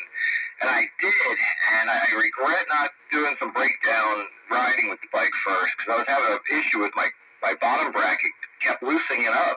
I always carry tools with me, and I kept tightening it, and that sucker just kept loosening up. I don't know, I'm going to pull it apart. I might have wiped out a bearing or something. It wasn't crunchy, but it just wouldn't stay tight. Yeah, pull that thing apart. There's a washer that has a little key. Was that washer available? Yeah, everything is connected, or not connected, but everything is installed the way it should. The only thing I'm thinking, maybe on an oversight, maybe I put them in backwards where the seats weren't sitting correctly. That's the only thing I was thinking. But yeah, I mean, I tightened it. The little jam washer was in there with the key wedge, and everything was as tight as I could get it without, worrying about stripping. And go, another mile or so, and I feel the little bit of give in the crank. Yeah, pull it apart and find out where you went wrong. There's supposed to be a washer between the nut and the other little thingy that you spin. There should be a washer between them two, and that washer has a key on it. And I think it's there for a reason. The little notch key, you know what I'm talking about? Yep, 10-4, yeah, everything's there. It's a little key wedge that has it slides into the crank arm. Everything's there. Like I said, I didn't pull it open because I was like, it's rideable right now. I'm not gonna completely pull it apart because I didn't have any extra parts with me. The only thing I could think is they're not the most high quality parts that I used for that crank, so I don't even know where the bearings came from. So I might have just wiped out the bearings. Yeah, it could be possible. I did 18 miles with my two sons on Monday, man. We had a nice little ride down to Norristown and back. Nice. Yeah, you guys have a little bit more technology and gears on those suckers. I need them gears, man. I'm an old man. I need everything I can. Yeah, this is this October. The next time we're going down to do some major riding, it's gonna be the wife and I's 20th wedding anniversary. And she's like, should we invest in actually really, better bikes with more gears? Because we're not getting any younger. Yeah, that's what happened to me. I wanted to do them little restorations with them tiny little corn cob gears in the back. Found out that I couldn't make it up the hill with that stuff. Yeah, I just love the old school, and I love I'm like, well, maybe we'll do something if I can find one ahead of time and make it look cool, because, as you see in the pictures, I like painting them up. Yeah, I don't know, man, I'm crazy. I like them. I like looking at them, I like riding them, it's just a weakness for me, man. I don't know what happened to me in my last days. Like I said to the wife, looking at the bikes, I did a little bit of custom work to her bike. I'm like, I don't know, I'm just a sucker for candy apple and pearl. Candy apple, pearl, and metal flake. It just gets me every time. I've seen a light champagne color Mozzie with yellow highlights and chrome tips. Chrome head on the fork, man. I was ready to build that rascal, man. I have to reframe myself. I'm thinking about making a career change soon. Maybe I'll get into restoring bicycles for people, painting them. It's a lot of fun. There's guys out there that have made a lifetime career out of that, and they're retiring. That Joe Bell guy, he said he wasn't taking no more. And he's the one that referred me to the people up in Canada. But the people in Canada don't have anyone to do their chrome. I wanted to do one with a chrome lugs and chrome tips. You know, a little bit of chrome here and there. Not too much chrome, but at least on the dry side, you know, that one arm and of course the dropouts. I don't know, maybe both sides. I don't know. But the truth is, you're having trouble finding people to do the chrome anymore, man. Yeah, I was going to say not to take up too much time, but I'll end with this quick because I got to walk out of the room for a minute. The chrome industry in America is almost dead. EPA put a squash to that. There's a few people around if you really look. I don't know if they would do what you're talking about. I've been looking into the chrome paint. There's a couple chrome systems out there for painting. It's not like triple plated show chrome like we remember, but it looks really good. And I'll be right back. Roger. That's a yo.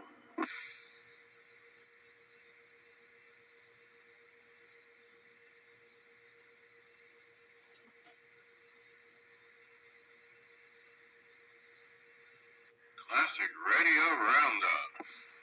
Yeah. Coming to you live on Channel 13. No, coming to you live on 27115. Yeah. On your AM dial.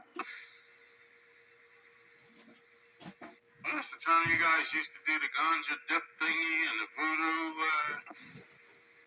Yes, and this portion of Classic Radio Roundup is brought to you by Fred's Discount Voodoo Emporium, where our motto is, if you want someone dead, come and see Fred.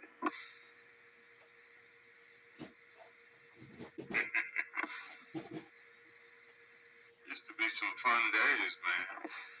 Yeah. It's good to get silly once in a while.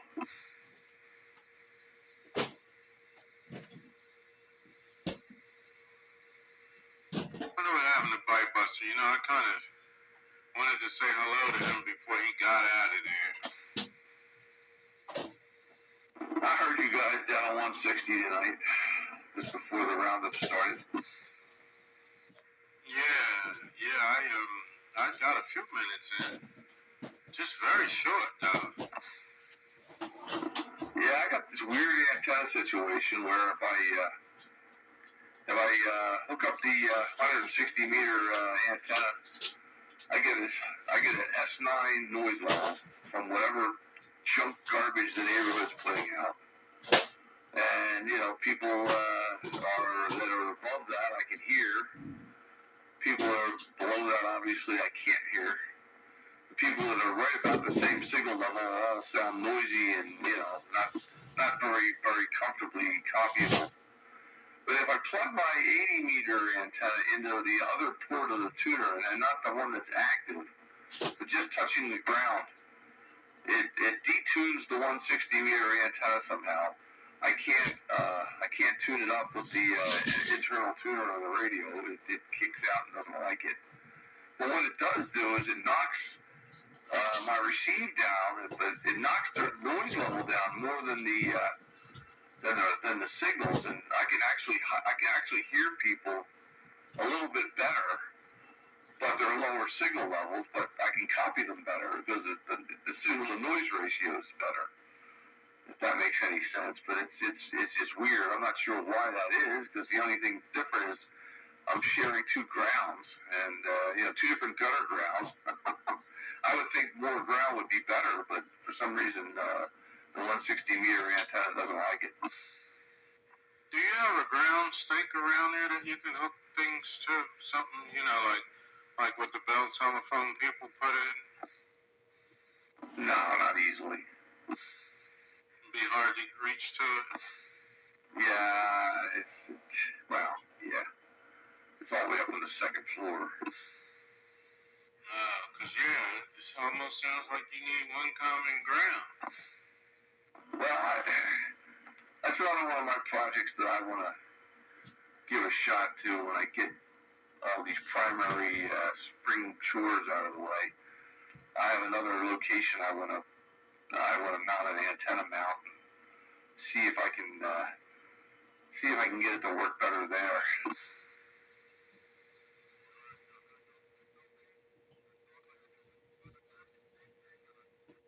Sounds like somebody's on an adjacent channel somewhere. Oh no.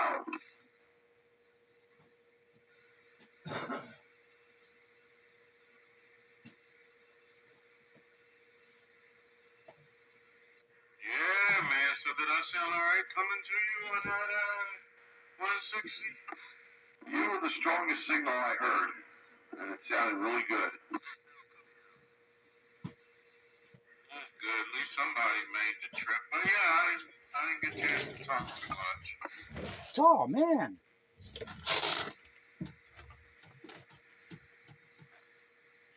He's also the closest one to you.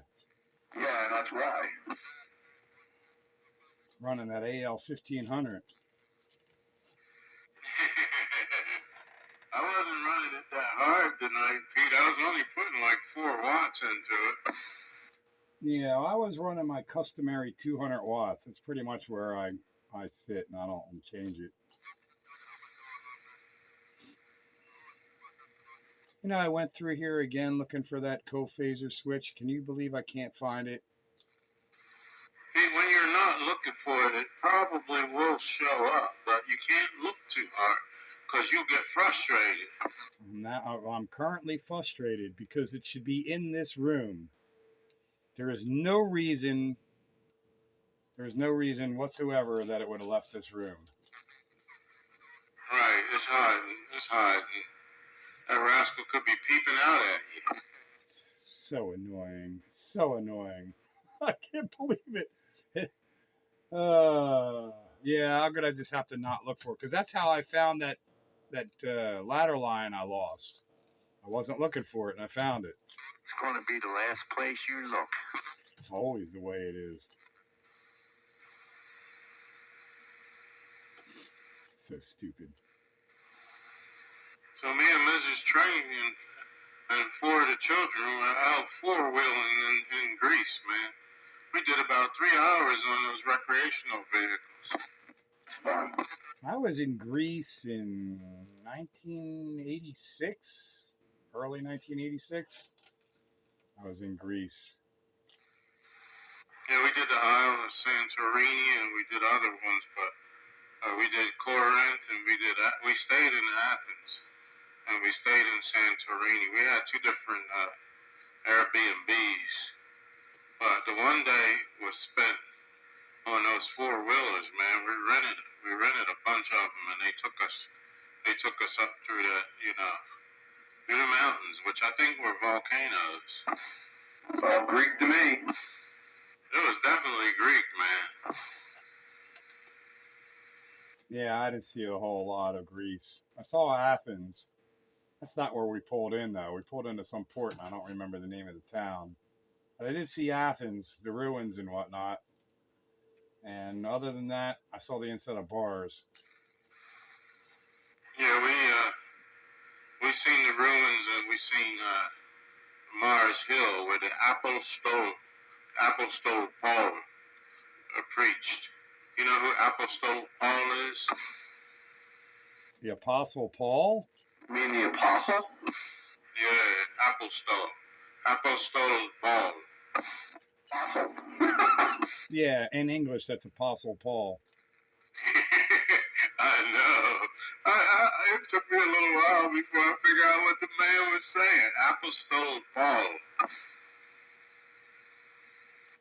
It's beautiful over there. Yeah, you got that right. It is. And there's a lot of history, like 5,000 years worth. Yeah, man, and the technology. Don't let nobody fool you. Those people were putting up buildings that were strong enough to be around to this day. And that was well over 4,000 years ago. That's right. And that, the amphitheater, the little thing where you stand in the middle and everybody in that stadium could hear what you have to say. As long as you stand on that particular spot, you could address that whole arena. Oh, yeah. They were smart people. That's for sure. They were not dumb. And I wonder how did they get them pillars up there and how they built them statues of them ladies that was holding up that temple. They had nothing else to do. The pyramids, man. They had nothing else to do with their time. Well, the pyramids, that's Egypt. But they still haven't figured out how they got them up there. But these big old giant pillars, man, I'm telling you. I'm like, you telling me you guys didn't have any cranes back in them days? Same thing when you're in Rome. I don't know if you've ever been to Rome or not, but it's the same kind of thing. Like Greek and Rome, all the same age kind of thing. And like, how the hell do they build this stuff? And it's been around for 3,000 years. It's still standing. We can't build a sports stadium that lasts for 40 years. They had as much time as they needed, and also look into their concrete. The way they made concrete and mortar was completely different than we do nowadays. The Romans could build concrete that set in salt water and got stronger. Well, I tell you what, man, one of those temples dropped down from Zeus out of heaven, even though it still used the same stone from the stone quarry down the hill there. There was definitely something else involved with the building of all that stuff back then. Yeah, the Greek gods, they were all just aliens. They really tell a big story about them Greek gods, but now the people laugh at it. But back then that thing was serious, man. Those people believed that stuff. Zeus carrying Athena inside of his head, and then he had to cut a hole open. And Athena, she stepped out, and he carried a baby in his thigh, and all that stuff. Man, they were really serious. Those people with that Greek mythology, man, they believed in that stuff. Yeah, well, Rome was founded by two sons born from a wolf. And it wasn't built in a day. Ever read Chariots of the Gods? Come again there, Joker? Ever read Chariots of the Gods? No, I never did. Yeah, I read it years ago, but I read it. It definitely is I follow all that kind of stuff. It definitely is very interesting. Certainly thought-provoking. Well, it had to be a lot of fun, if nothing else. I remember one time I was hanging wallpaper in somebody's house, and one of the children had a little book on Greek mythology, and I spent a certain amount of time reading that book and looking at those pictures. How about all the stuff they were finding when all those droughts were happening, 30 feet under the water? Yeah, digging up things that you never knew existed.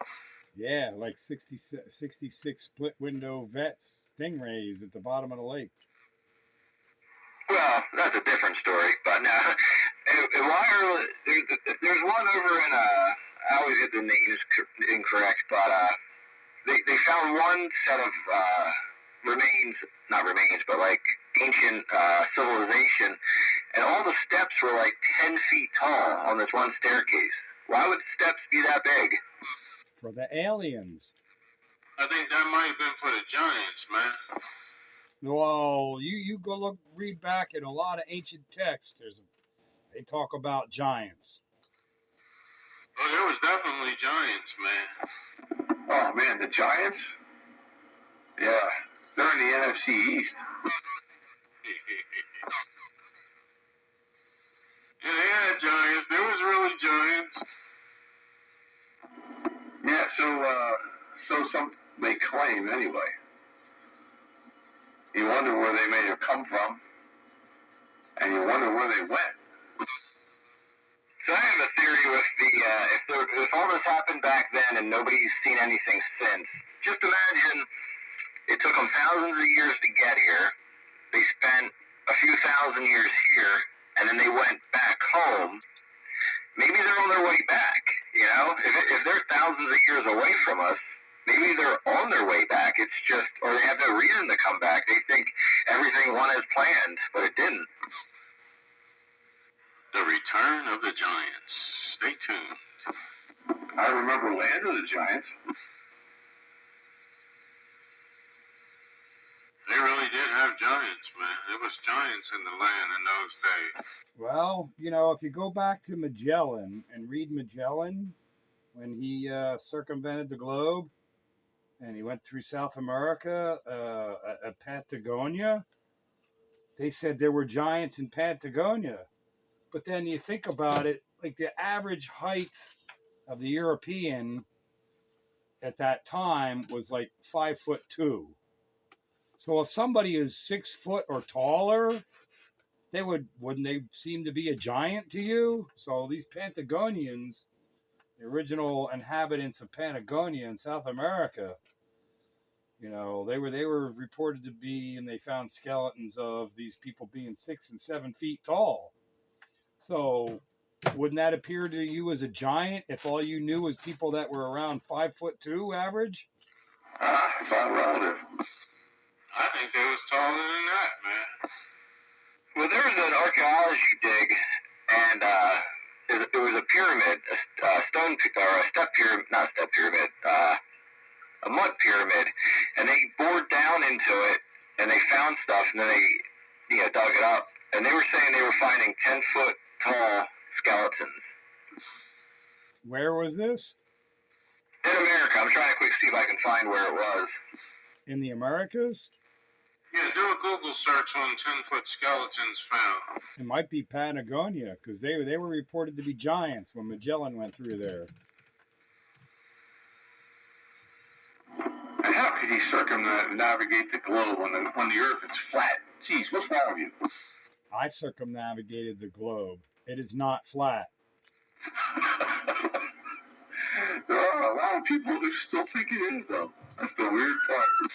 The one that they always cite, one of the things are like, you people are out of your minds, but they say, oh, look at the Suez Canal. So the Suez Canal is, I don't know, 70 miles long or something like that. And how come the water doesn't flow through there? And you can, it's an elevation difference of, I don't know, 500 feet or something. I'm like, gravity? Howdy.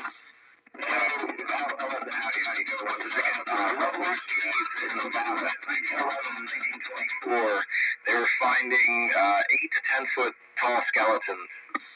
Start again there, Joker. Somebody double with you, but then the doubler go after Joker. Lovelock Cave in Nevada. They found reports of 8 to 10-foot tall skeleton remains.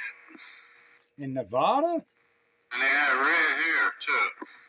You are correct there, Night Train. Yeah, they were red-haired.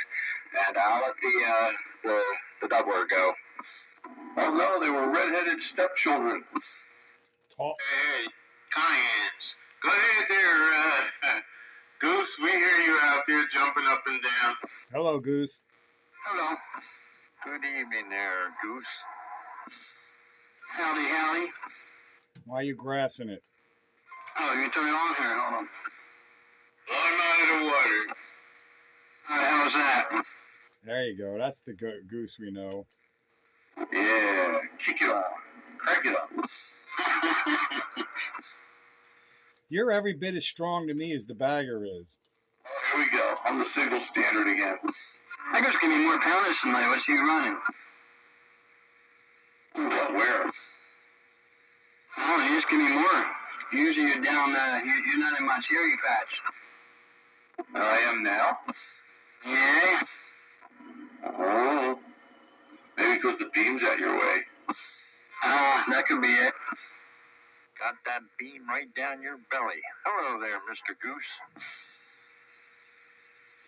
Oh, JR? Yeah, old bagger's kicking it tonight. Yeah, you and Goose are the same signal strength here. Yeah, I know, because Bagger and Joker keyed up together, and I thought it was Bagger. I didn't even hear Joker. Yeah, I heard Joker, but I could tell Bagger was underneath of him. It's just weird. Yeah, it is. Bagger must have got a hold of one of them amplifiers.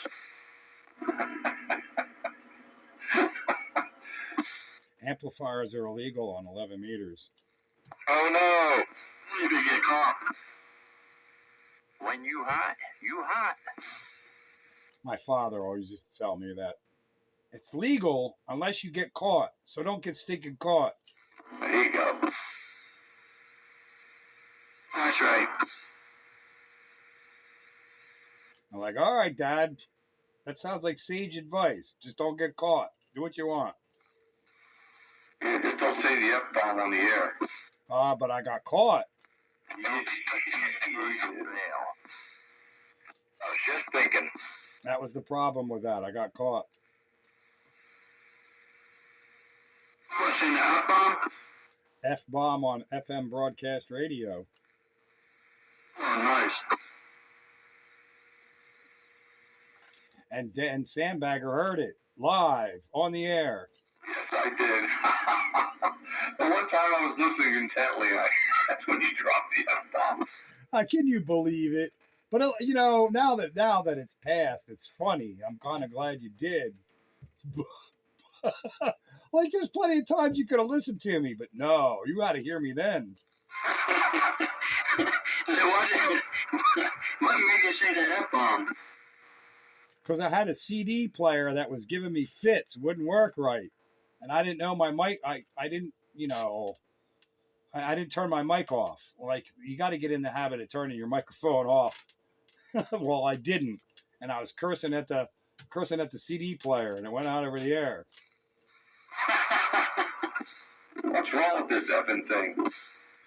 Yeah, and I thought I said it in my head until I got a phone call. Your head had lips. You know how you say things and you don't realize you're really saying them kind of under your breath or in your head? Well, it was not under my breath, and it was not in my head. What's wrong with this effing thing? Yeah, I think that's what I said, isn't it? I think that's what it was, something like that. Along those lines, this effing thing. Yeah, I forget exactly what you said, but you said it, and I'm like, oh. Yeah, this effing CD player 3 or something like that. It was that one CD player always give me problems, and I was cursing at it. I hope you threw it out. I wasn't mine to throw out. Threw it out the window. But you know what? Though within a week that CD player was replaced. Oh, so it took the F-bomb to get it replaced. Yep. Station management heard that, and like, we better replace that CD player because it's giving everybody trouble. And then I cursed them, put out it over the air, and they replaced it finally.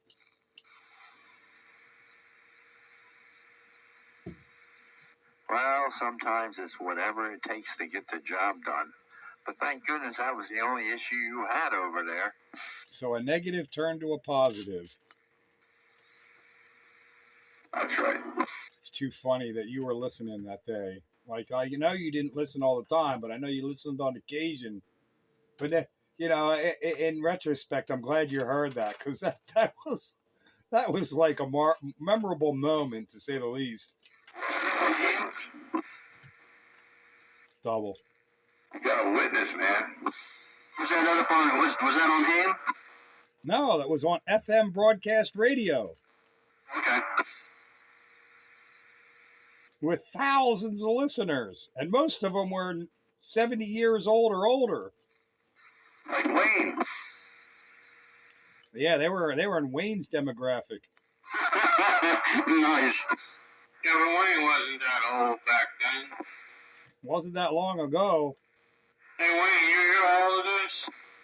Yeah, sure.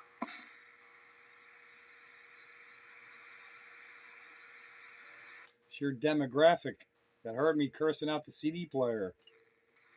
I'm 74 now. So you were probably 66 or 68 when I dropped the F-bomb on broadcast FM radio. That could have been. That's when I was still traveling the continental U.S. Working for Iron Mountain. I was still working in Horsham. My brother-in-law was a truck driver for Iron Mountain with their paper shredding or whatever. He's such a putz. He really is a putz. Like, he got fired from that. Like, how do you get fired from driving a shredder truck? Oh, really?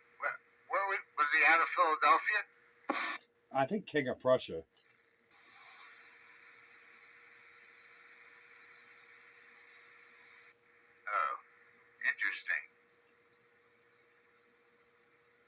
don't know much about the shred stuff. I used to do. I was a integration engineer, and I used to go to new sites and set them up with all the equipment they needed to be Iron Mountain. And I go back and after I ordered the equipment, wait for it to arrive and set it all up, and off to the next place after that. Yeah, well, he drove a box truck for Iron Mountain, and I think he just picked up papers from different places for shredding or whatever. So it's not like you got to do too much, and he got himself fired from that. Like, dude, how do you get yourself fired from a job like that? Like, really? Yeah, well, my job was a little bit more complicated than that, and I didn't have any problem following the rules and regulations. You know what I mean? Oh yeah, you had a lot deeper of a job, and you didn't get fired.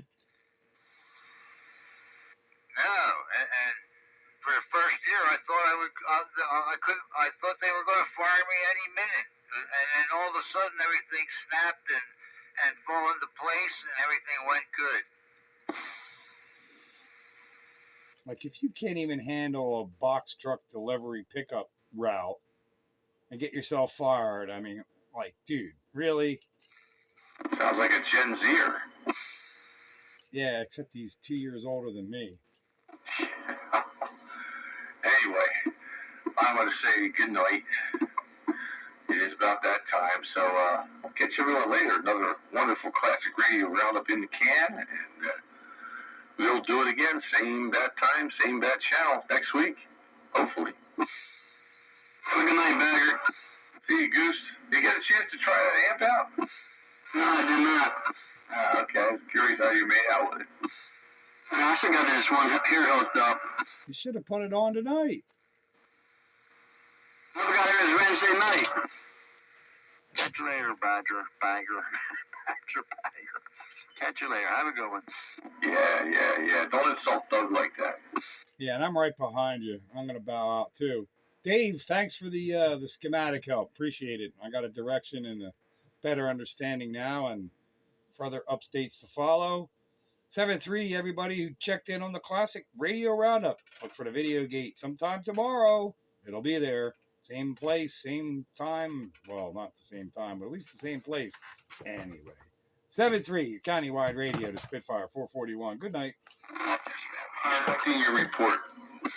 I do the same thing to Bagger. Dave and Pete, I'll catch you tonight. You're all mixed up. Good night there, Pete. Good night, Bagger. Catch you guys later.